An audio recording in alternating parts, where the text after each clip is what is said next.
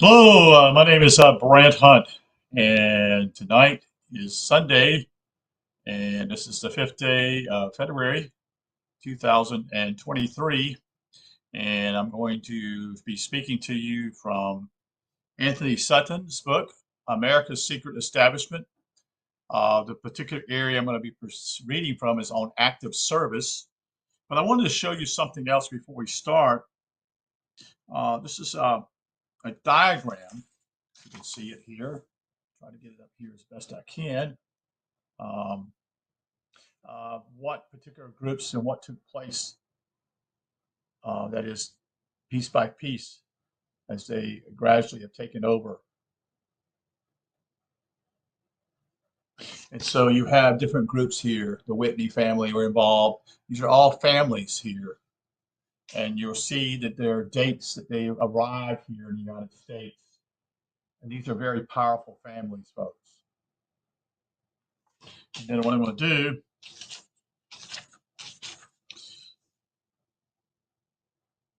this is another graph. See it? Again, showing their active participation of the order.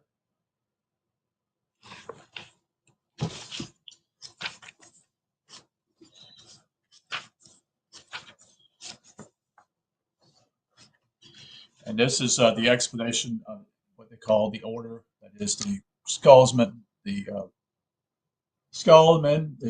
order of Skull and Bones, as being the primary deal, 322. Important people and the power structure.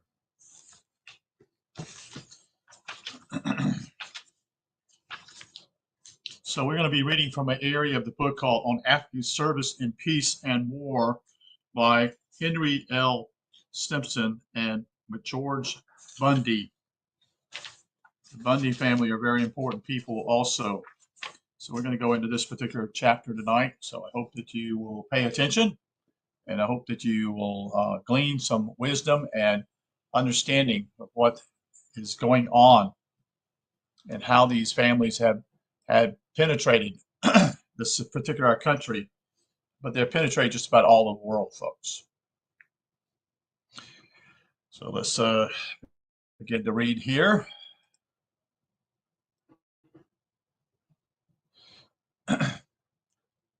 On active service in peace and war, authored by two members of the order. Furthermore, there are approximately 2,500 institutions of higher learning in the United States.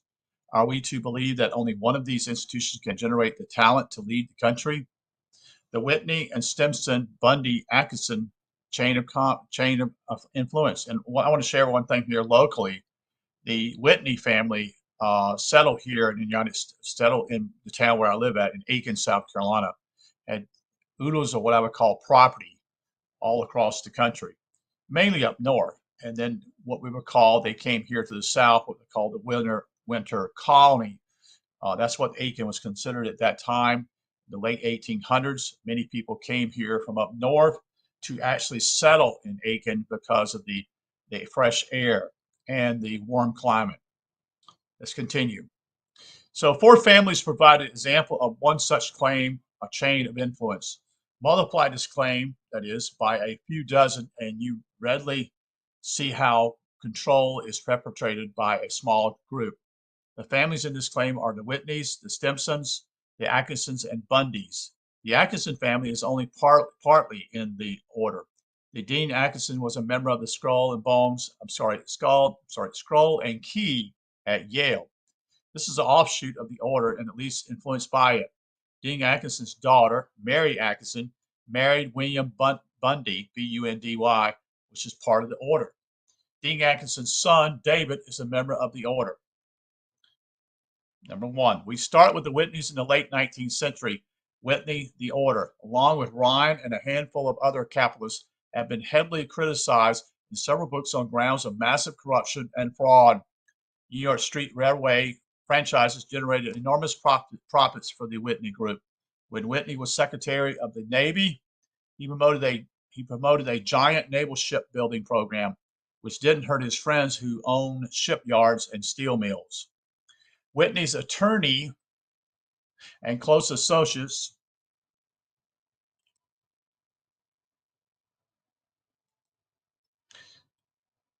was Elihu Root. Although not a member of the order, Root has been called Whitney's artful attorney.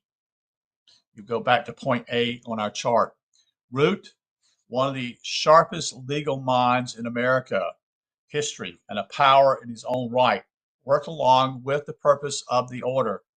In 1890, along comes young Henry Stimson, fresh out of Yale. The order and Harvard Law School. Stimson joins Root's law firm, then called Root and Clark. After a while, in 1897, it became moved as Root, Howard, Winthrop, and Stimson, and by 1901, it became Winthrop and Stimson. In the meantime, Stimson's married Mabel White's daughter of Charles A. White of the order. So all these families are marrying within their own families, you see. That's what they do. Some would call these blue bloods.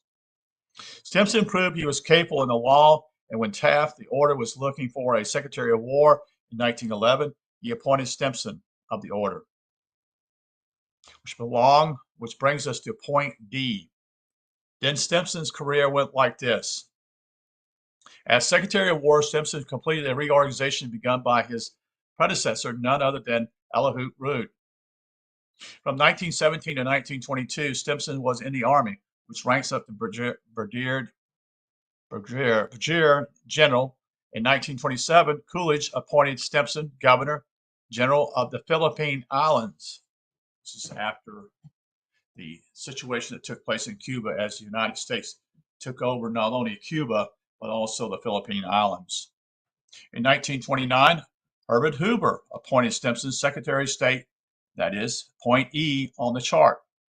So you see these presidents, even, I see Wilson as being a bad guy and Roosevelt being a bad guy, but you'll see that many, like Coolidge was after Woodrow Wilson, and then Herbert Hoover also was after Coolidge.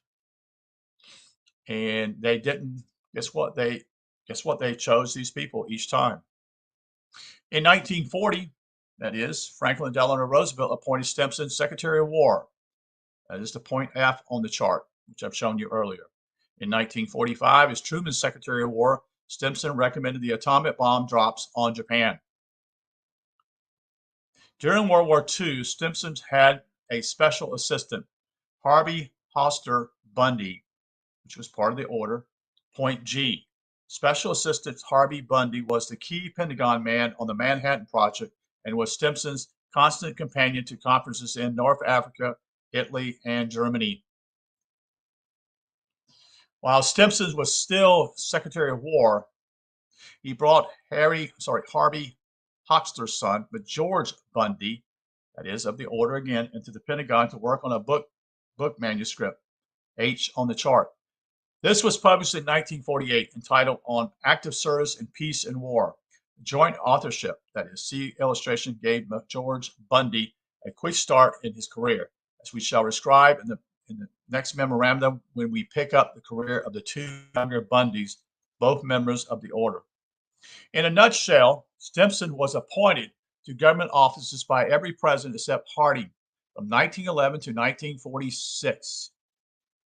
Taft, Wilson, Coolidge, Hoover, Roosevelt, and Truman. Stimson used his office to advance the career of federal members of the order, including Harvey Hoster Bundy and his son George Bundy. Memorandum number 9, the Bundy operation. If the order had a reasonable normal lifestyle, there would be no necessity for and no substance in this book. Unfortunately for us, they do not have a normal lifestyle, you see.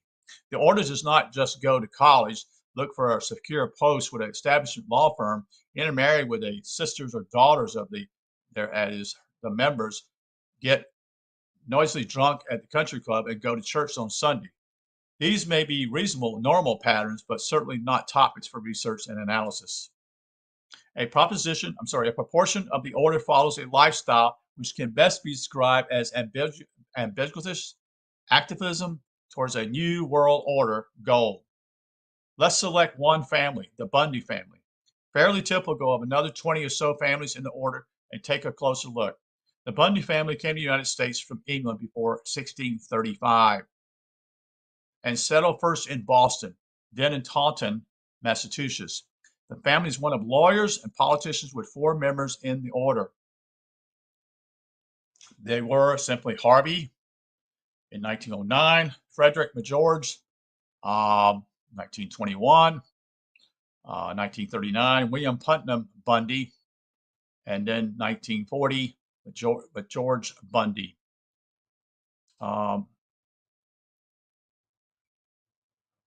So interesting, the 3 or 4 here is kind of interesting. The first one, 1909, Harvey, Special Assistant to Secretary of War Stimson. Frederick George Bundy, selling fish fillets. That's obviously, he was not involved in what I'll call deeper stuff. 1939, William Putnam, CIA, Editor of Foreign Affairs. 1940, McGeorge, Government and Foundation official. Frederick, that is, McGeorge, is an example of a member who is initiated and then apparently is disinclined to do more. We can safely ignore Fred. His great achievement in life was chairman of North Atlantic Fillet Council, which sounds vague like a government policy organization, but is concerned merely with marketing of fish fillets. If the other Bundys had followed in Fred's honest industrialist footsteps and confined their activism into fish fillets, the world would be a lot safer and a saner place. Unfortunately, they didn't.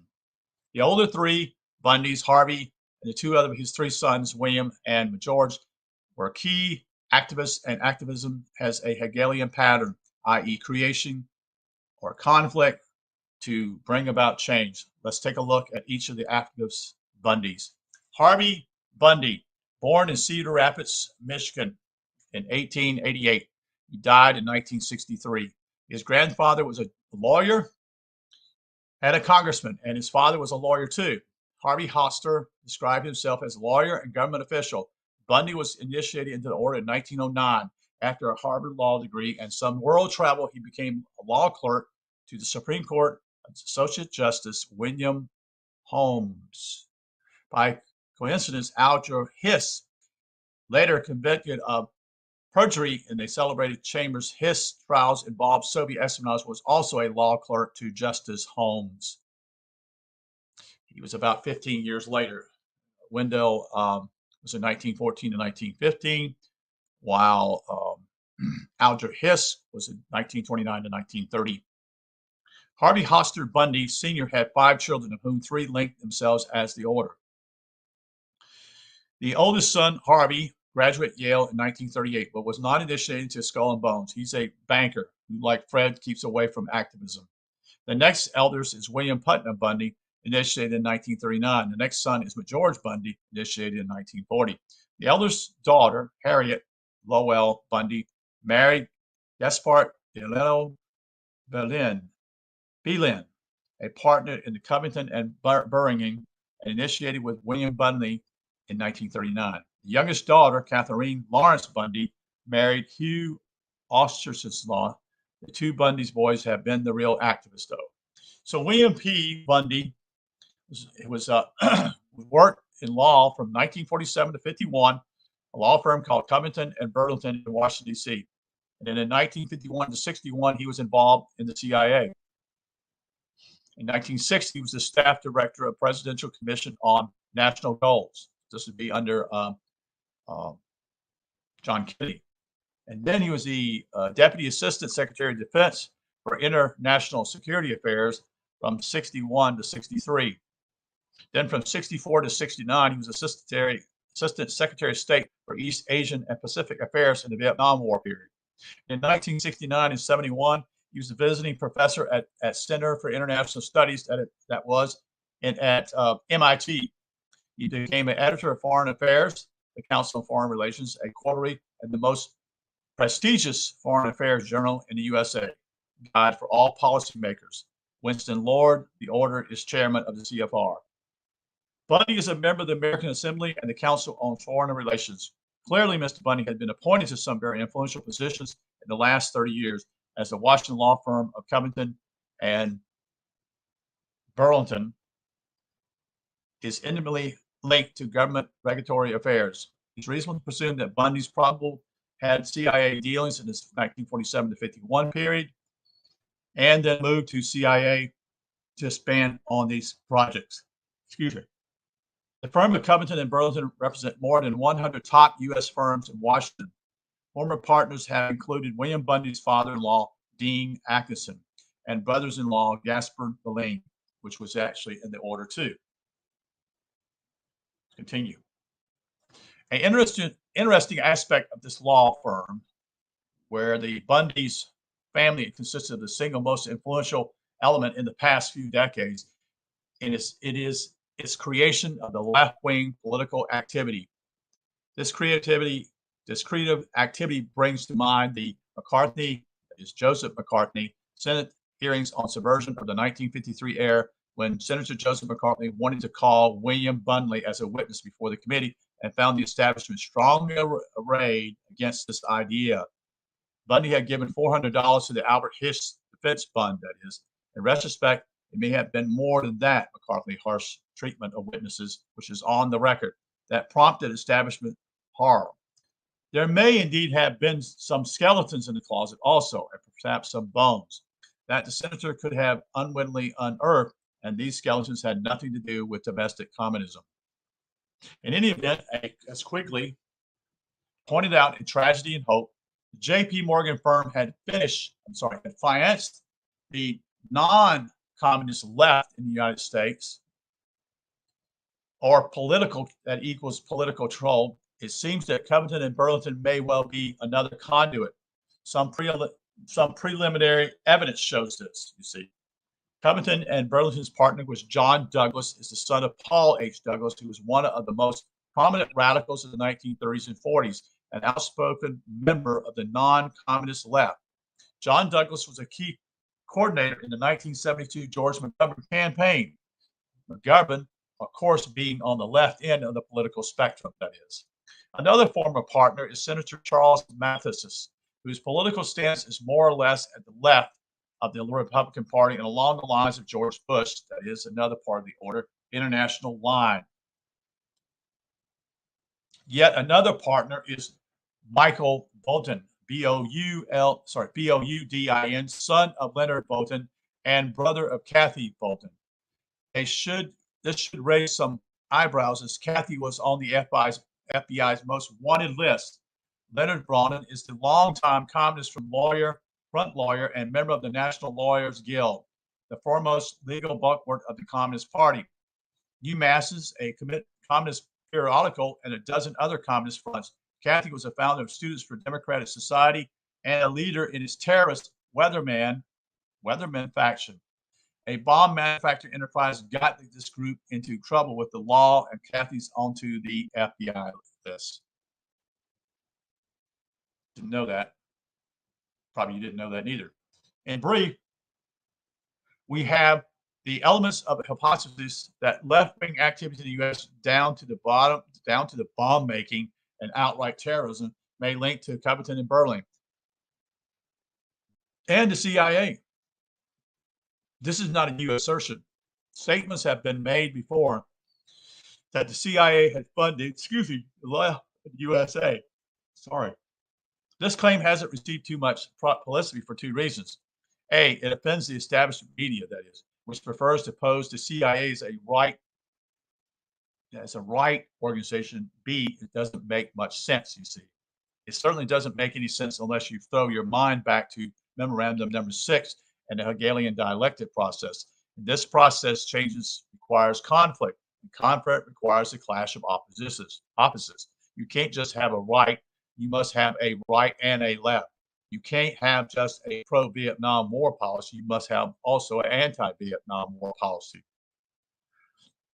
Else the dialectic process won't bring about change. Interesting thought. It's always about the left and right. You see, this is what I'm trying to say here and what he's trying to say. Part of the Hegelian dialectic. It's just over and over. And this continues to proceed as it comes to another piece, you see. It's a forward march, step by step. To move on, in 1960, Bundy, while still at the CIA, became staff director for the newly formed Presidential Commission on National Goals. Such a mission, such a commission, even in its title, assumes conscious direction. If you have goals, you logically need a device to achieve these goals.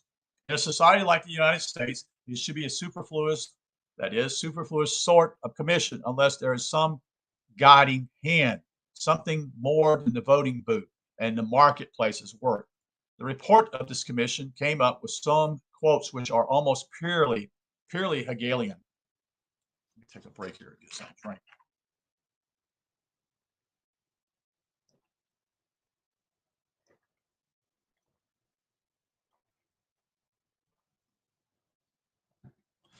A role of government is to stimulate change of attitudes. That's what this is all about, folks. This is gradually taking you to one place to the next place to the next place. In the 60s, every American is summoned to extraordinary personal responsibility, sustained efforts, and sacrifice. C. The American citizen in the years ahead ought to devote a large portion of his time and energy directed to the solution of the national problems. Many ways are open for citizens to participate in the attainment of national goals.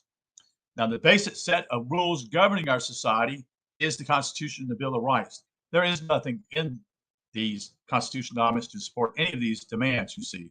What the demands implies that a American citizen has a duty to advance the will of the state, you see. But such assumption is definitely not implicit in the philosophy under which the United States was founded or presumably operates today. In 1972, after a sting of government services, Bundy took over Foreign Affairs, the most prestigious and influential foreign affairs journal in the United States. It is the Bible for policy makers. So William Bundy is a very influential man, enough that three aspects of his career required further investigations. The Hegelian tinge, T-I-N-G-E, that a citizen has a duty to the state. 2, the operation of the Hegelian dialect and whether any left operation can be traced more directly to Covington and Berling. 3, whether Bundy's service in government shows promotion of right operations needs to balance off the left operations. But George Bundy, preferred treatment has been according to George Bundy all the way along the line. He graduated in Yale and joined the order in 1940. Bundy spent a while at Harvard and then joined the U.S. Army as a private. Within 12 months, Bundy had rocketed to captain and staff officer working on Operation Husky, that is the invasion of Sicily. It's a pretty big move there, folks. Being a private moves up that far, that quickly. And then he was also involved in the Operation Overlord, that is the invasion of Normandy. If there's one job in this world that requires experience, it must be a staff planning officer for amphibious operation. Only experience can make the calculations of timing, logistics for personnel and supplies come out right. And men's lives depend on this experience. Can a 23-year-old with no military experience undertake planning for amphibious operations? The answer is obviously no, even if his father, the order, is in the Pentagon as an aide to the Secretary of War. The war in Europe finished. Bundy, now a veteran of 27 years, went straight to the Pentagon as assistant to the Secretary of War, Henry Stimson. Golly, this is a massive move, you see. Someone's looking out for each other here. We have already noted that Bundy worked on the manuscript on active service in peace and war and was rewarded with co-authorship, a definite leg up in his career. Then in quick succession, Bundy became consultant to the Economic Cooperation Administration, that is, although he presumably knew no more about economics than amphibious landing, you see, then foreign policy analysis for presidential candidate Thomas Dewey, then analysis for Council of Foreign Relations. By 1949, Bundy was invited to Harvard University and in 4 years was made Dean of the Faculty of Arts and Sciences. See, this doesn't just happen, folks. Continue. We are asked to believe that out of hundreds, perhaps thousands of experienced academians, with decades of hard work credentials, assistant professors who has been skipping around the non-academic world for 10 years, is the most talented for the post of Harvey Dean. You might accept the lack of experience in activities, warfare planning, and economic programs planning, but Dean of a prestigious Harvard department in 4 years? No, that's too much. It smells of coal, and few readers will dispute that conclusion. From 61 to 66, Bundy was a special assistant for national security affairs to President Kennedy and Johnson. There is a significant aspect of this insensitive post which only surfaces under Henry Kissinger. The post can be used to screen information reaching the president. In fact, that is one of the major purposes to stop a flood of paper reaching the president's desk. So what he's talking about here, sharing, is these gentlemen here, Bundy and Kissinger, were actually in some ways, they screen what is important they feel like they need to bring to the president, so they don't waste his time on something that might be frivolous. The other side to this screening process is that it could place the president in an artificial information environment. You see, if the options presented to the president are controlled, so are the decisions. Selected information can control the options, you see. But George Bundy was a national security advisor in the early years of the Vietnam debacle. While George Bundy, the order, was in the White House, his brother, William P. Bundy, was in key positions relating to the Far East of Defense and State Departments.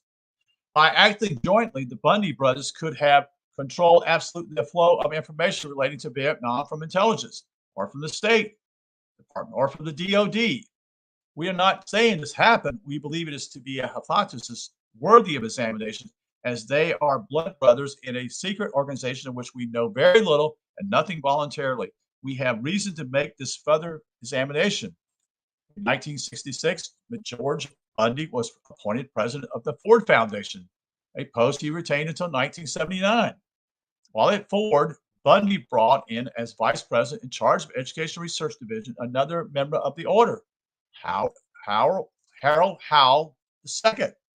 Howe's qualifications, apart from Yale undergraduate degree, can be described in Howe's own words. In the old scheme of things, I would not have qualifications to be a professor. I have no PhD degree, no scholar research publication to my credit, and I once applied to the Yale Graduate School but was turned down as academically unpromising. Apparently, the order doesn't reach everywhere, even at Yale. Some of the half-baked ideas Howe and Bundy promoted with the Ford Foundation money, that is their money, probably stemmed from Howe's philosophy. In Howe's own words, when in doubt, do it. For example, we have this gem from Howe. He stated, we will have to rethink American values regarding cooperation and competition. Many schools, particularly secondary schools, define it as cheating, the kind of cooperative activities whereby students help each other instead of competing for places on the ladder of academic success. This is purely Hegelian collectivism. It undoubtedly works to the advantage of the order. This moves the citizen to a dependency role and away from reliance on individual faculties. It is noteworthy that both Fords on the board resigned and discussed with the Ford Foundation policies. It's amazing that even in the Ford Foundation, these guys had that much power that they actually didn't even try to throw those guys out. In fact, they just resigned, which is kind of sad. Memorandum number 10, keeping the lid on the pot. The order control of history through foundations and the American Historical Association has been effective, not so much because of outright censorship, although that is an important element, but more because of the gullibility of the American educated public, that is. From time to time, their plans go awry. The bubbling pot of political manipulation is called conflict. Management on the inside threatens to spill over into the public view. It's extraordinary how newspaper editions, columnists, TV, and radio commentators and publishers either lack insight to see beyond the superficial or are scared witless to do so. Even worse, the educated public, the 30 to 40 million degree holders, that is, let these opinion molders get away with it. Outright censorship has not been too effective. there has certainly been a campaign to suppress revisions and interpretations of history. Witnesses such as Harry Elmer Barnes in the struggle against the historical blackout. It may be said with great restraint that never since the Dark and Middle Ages have there been so many powerful forces organized and alerted against the assertions and acceptance of historical truth as are active today to prevent the facts about the responsibility for the Second World War. And it results from being made generally accessible to the American public. Even the great Rockefeller Foundation frankly admits in the annual report in 1946, page 188, the subsidizing of a corps of historians to anticipate and frustrated the development of any neo-revisionists in our time. And the only difference between this foundation and several others is that it has been more candid and forthright about its policies. What they're saying simply is that there's no one actually opposing, there's no one really actually saying, wait a minute, let's go back in history and look at this. What are you talking about? You know, this is something's wrong with this picture here. How do we get in this war? But there's no one who's even challenged that. Is what's happening, you see. This author, personal experience of attempt outright censorship was at the Hoover Institution, the Stanford University, when the director attempted to suppress publications of my then forthcoming national suicide, that is the military aid to the Soviet Union. The facts were not in question. Unfortunately, the book offended the Nixon and Kissinger program, you see, to aid the Soviets while they were aiding the North Vietnamese. So in effect, Americans were being killed by our own technology in Vietnam.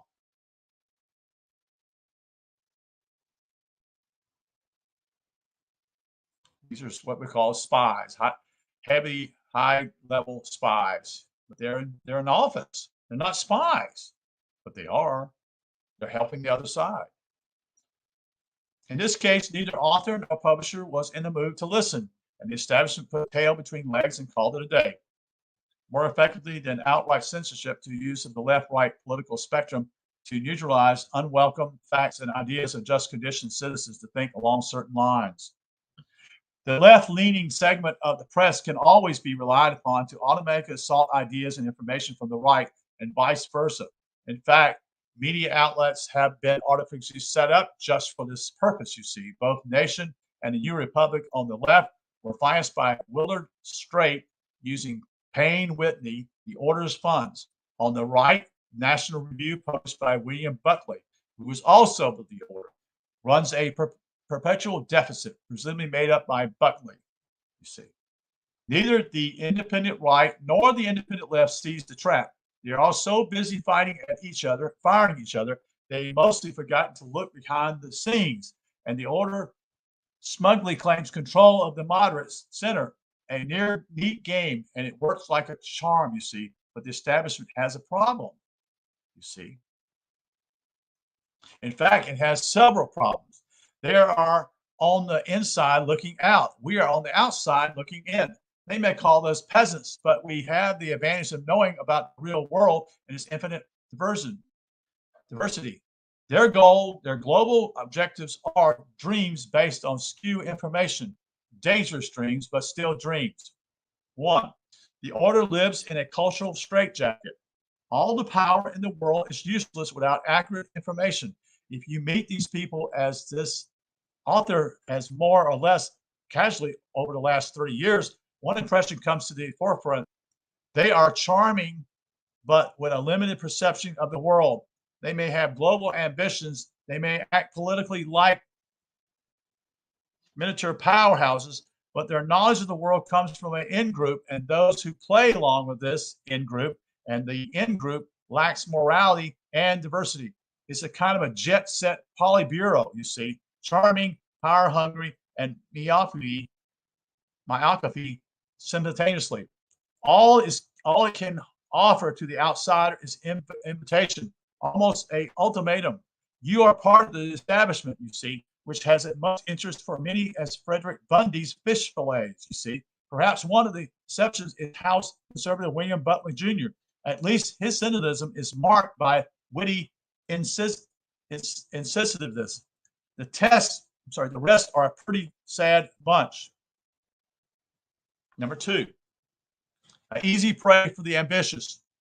Limited perception makes members of the order a target, an easy prey for the ambitious outsider who needs only the ability to say the right things at the right time to the right people, coupled with a sense of unscrupulous.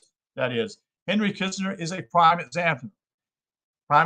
A outsider who wants desperately to stay on the inside, more devious than clever, but expert at using deviousness for his own ends.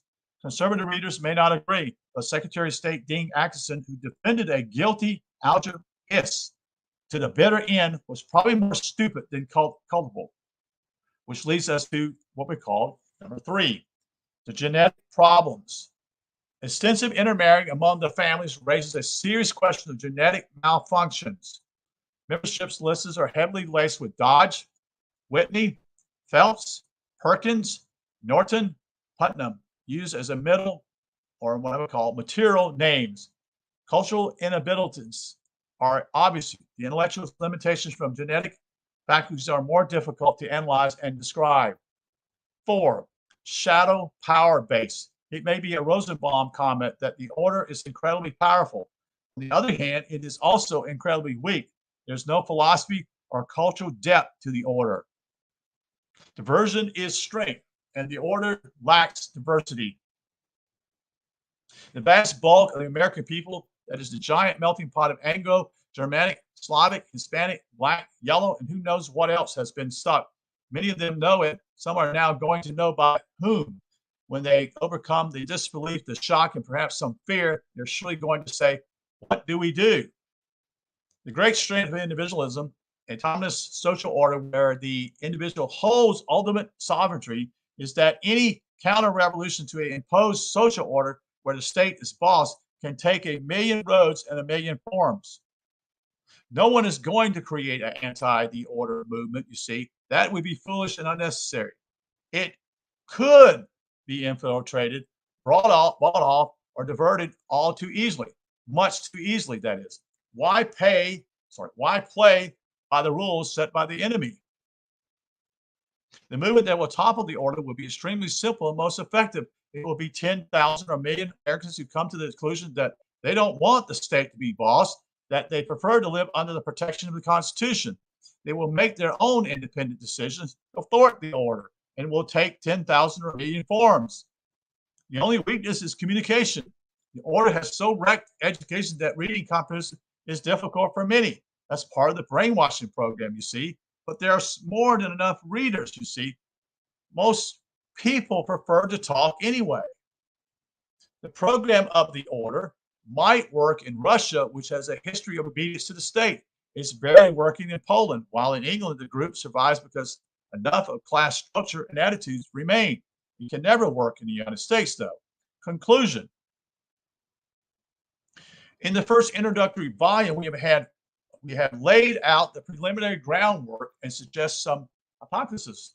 We need to examine understanding of the order, the habit it has wreaked on American society, its plans for future habit, that is perpetrated war for perpetrated peace. It's a logical step-by-step process.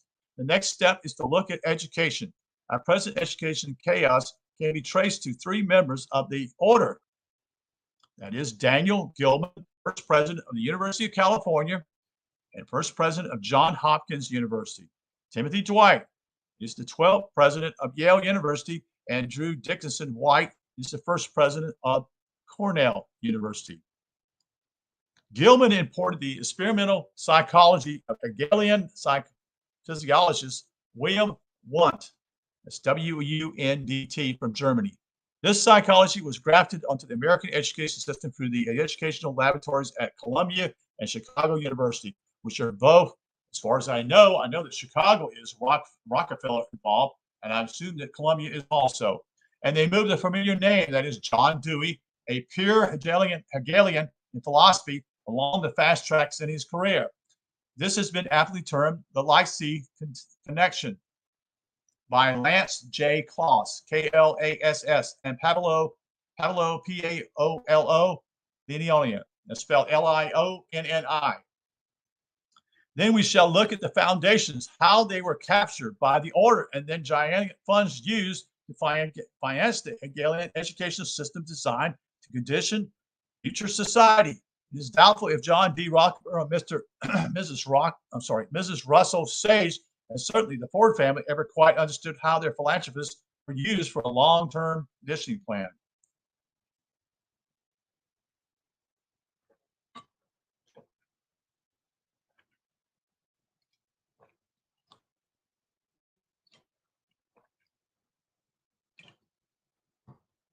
It is also doubtful if the order forecast the public backslash, that is the backlash of the 70s and 80s. Not all children had succumbed to this social condition of brainwashing. Parents had more than once risen in part revolt. Private schools have sprouted like spring flowers in the desert. Perhaps enough academians have slipped through a net designed to contain and neutralize independent research and thinking. After we have looked at education and foundation, we still have to work our way through the system of perpetual war, perpetual peace. You see, that's how it works, folks. That's what this is all about. It's war after war after war, but yet they're claiming it's for peace. But there are millions of people have been killed, folks. How the order has financed the revolution and profited from war. The objective: to keep the conflict boiling, because conflict for Hegel is essential for change and the forward motion of society. Then we have to look at the financial system and the Federal Reserve. The order was there right from the start. Yes. If Mr. Woodrow Wilson had not been involved with the quote-unquote Federal Reserve System, we wouldn't find ourselves in this situation. But with that, if we had not gotten that through, that had to take place in the late parts, what I call the holidays. I think it was in 1912 and 1913. They needed American money to get a war started, folks. And if the Federal Reserve had never happened, there wouldn't have been a war, period. There would never been a Second World War. So what they do, you see, is through the Federal Reserve Bank. This is why war, perpetual peace. In conclusions, we must emphasize one point: understanding of the order and its modus operandum is impossible unless the readers hold in mind the Hegelian roots of the game plan. Hegelianism is alien to grassroots America. The national character is straightforward and to the point, not devious and tortuous. The grassroots are still closer to the American Revolution, the Jeffersonian Democrats, the classical liberal school of Courbet and Bright in England, and the Austrian School of Economics, where Ludwig von Mises is the undisputed leader. These schools of thought have been submerged to the public eye by pirate-like onslaught of the order and its many minions. But they still very much represent the daily operation of American society, from billionaire Bunker Hunt in Dallas, Texas, to the 17-year-old black trying to survive in the Los Angeles ghettos. Individual initiative is still more than obvious in American society. A statist system is the objective of the order, but in spite of constantly bragging about change by zombie supporters, such a system is foreign to deeply held beliefs in this country. Above all, the reader must, at least temporarily, while reading this work, put to one side the descriptive cliches of left and right, liberal and conservative, communism and fascism, even Republican and Democrat. These terms may be important for self-recognition. They do provide a certain reassurance, but they are confusing in our context unless seen as a central element in the game plan. You will never understand the order if you try to label it right or left. Robert Taft and William Buckley on the right are just as important. The forward motion of society, the foundation change desired by the order, as a William Sloane Coffin and a Harry Payne Whitney who financed the left. The conflict is essential for change. Which brings us to the hypothesis number 3. The order uses the Hegelian dialectic process to bring about society in which the state is absolute, all-powerful. The hypothesis, of course, reflects the gulf between the order and the American society. The gulf stems from the differing views of the relationship between the state and the individual. Which is superior? Which is superior? You have to ask yourself that. Our whole way of life is based on the assumption as the individual is superior to the state.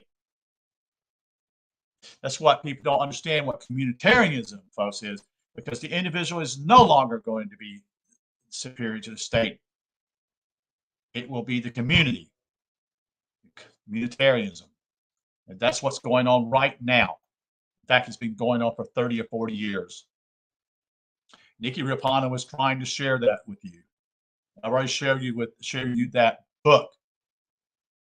But the individual is the mate holder of sovereignty. That the state is the servant of the people. It's deeply ingrained within us. You see, the order holds the opposite, that the state is superior, that the common man, the peasant, can't find freedom only by obedience to the state. And that's bullshit, folks. It doesn't work that way. Never has. Now, of course, the state is a fiction. So who or what controls the state? Obviously, the order does. So I'm going to conclude that, and we'll probably start another show, and probably in a little while here, maybe do this other section, how the order controls education. Thank you for being here. I appreciate you listening. I hope that you will you got to put these things together. You got to understand. You have to understand it's being run by them, and you must take the ball and say no more, because you are the boss. Thank you. And we'll be back in a little bit with American Secret Establishment by Antony Sutton. Thank you.